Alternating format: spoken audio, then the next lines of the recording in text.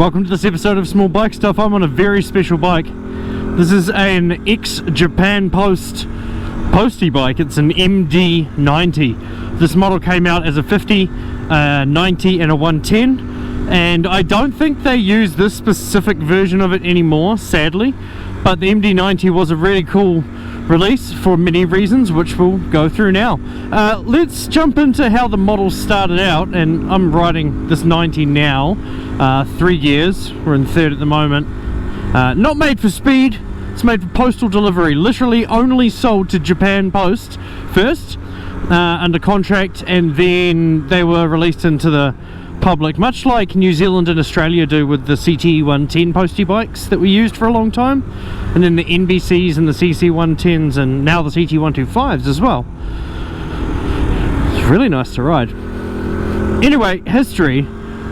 Japan Post put out a contract and they said, hey, we want a postal delivery bike, and a whole bunch of the manufacturers over there at the time, I think this was the 70s, came back with models, and Honda of course just reused what they already had on the shelf with a few changes. So it was the Honda C50 frame essentially, but I don't know if you can tell up there, they changed the 17-inch wheels to 14-inch wheels to give it kind of a better turning circle, and just a bit more user friendly for hopping on and hopping off all the time for postal riders. And Japan Post did choose Honda's design, which is this bike here. So that was the 70s. Now, between then and now, finding out actual historical information about this is really difficult. But well, let me rephrase that. There's not a dramatic amount of attention on this model online in English unless you're looking at old sales listings for these. You know, there's a few of them in the UK you can see. I'm pretty sure I've seen one in Australia. You know, there's this not the only one in New Zealand. So they pop up into the Japanese auctions every now and then and make their way to other parts of the world. This is great though, it's like a diesel. I'm just in third no matter what. It just is happy. Slowing right down at the intersection, taking off, all that kind of stuff. Third gear. Thai motorcycle taxis would love this. This one that I'm riding it looks to be a newer year. I'm guessing post 2000s. I know they existed right up until the 00s at least. And this one here has 12 volts electrical system. I might turn the heated grips on. We'll see if they actually work. I've not ridden it long enough to test them. And I'm not even going to change down. Third gear. Continue. How cool. The listings I've seen online, there was a guy or posts I've seen online about this specific model, the 50, the 90 and the 110, and not much about the 110. I've seen a few 50s and quite a few 90s online. There seems to be 6-volt versions that exist, which makes sense if this was originally a model that found its beginnings in the 70s through a postal contract, because Honda only had 6-volt options in the Cubs back then. And then, you know, into the 90s and the 00s, 12 volt was real common with the 50s, or the Honda 50s, or the Honda Super Cubs. It just happily goes over those speed bumps and not even slowing down. This one has exhaust gas recirculation, which is really interesting. So that leads me to believe, you know, it's even probably one of the later versions entirely out of the whole model range, because EGR on a bike like this wouldn't really have been needed up until somewhat recently. So yeah, there's a couple of labels on here, but in this video I'm not going to translate them. I'm going to translate them in the other video. This is part 2, or not part 2, but a second part of the 2 videos that I will make for this bike. The other one is my general walk around where I show you all the features, quirks, around the world basically with this bike. So check out Round the World, Honda MD90 postie bike. Once again, I don't even think this thing needs any other gears apart from third. They could just make this a single speed box with the third gear ratio, because it just is fine. I'm just going up hills, round corners, slowing down, you know, laying on the throttle, and we get there eventually. And you can lean it over quite a way with the 14-inch wheels as well.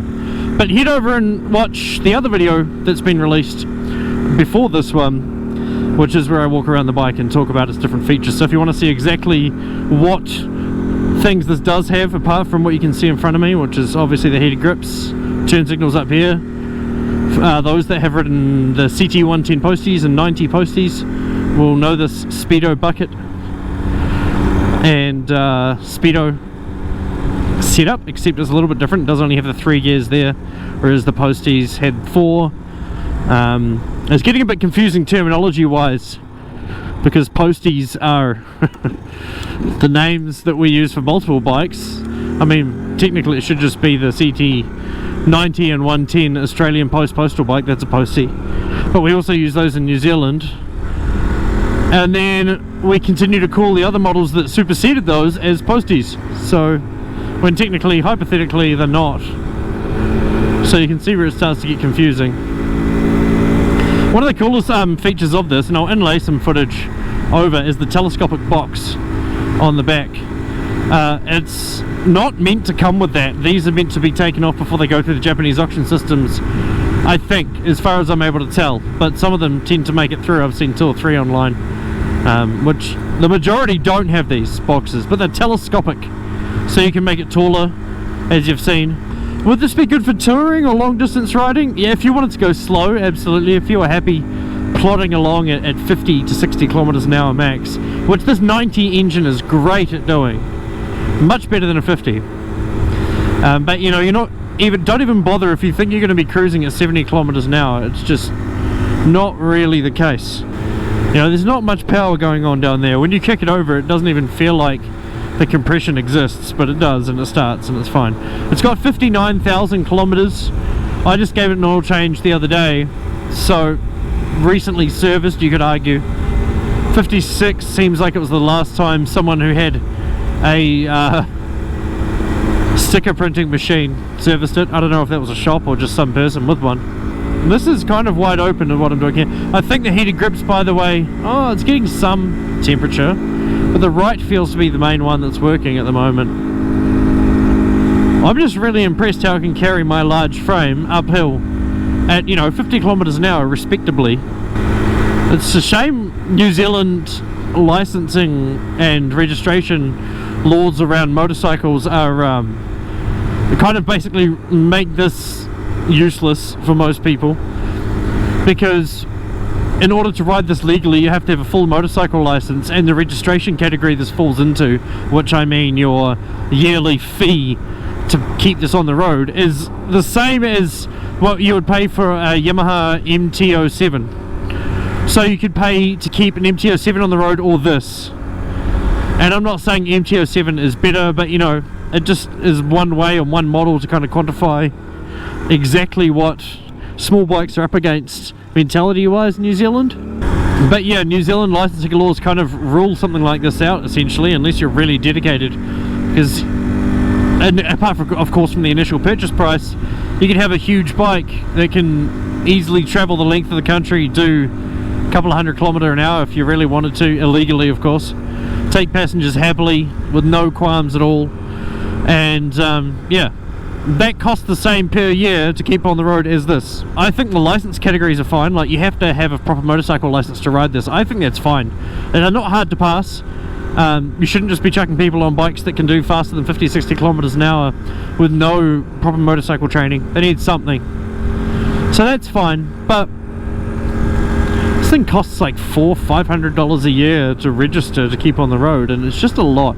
And that's compared to a car, which is about a fifth of that cost. So yeah, welcome to New Zealand, welcome to small bikes in New Zealand. They're a bit of a punishment. You got to keep up with all these laws and registration things, and if you've got more than one motorcycle over, or bike over 50cc, it's really expensive. You know, 3-4 bikes, it's like $2,000 per year if you were to do it the legal way and keep them on the road for 12 months at a time. Anyway, this turned from a ride on the MD90 drum brake 90cc 3-speed Honda 14-inch wheels into me ranting about New Zealand legislation, I guess, about motorcycles. And to be honest, I've actually done that a dramatic amount of times on the microphone, but I've never posted it. There's a lot of footage that I've just sat there talking to myself on the microphone and I don't post it. So I might actually post this one. If you are still watching this and you want to learn more about this bike I've been riding on and not really explaining that well, go and watch the other video where I do exactly those things. We'll see you next time on Small. I'm going to take this little bike exit here. There we go. Thanks for watching this episode of Small Bike Stuff. We'll see you next time. Made it to the ocean.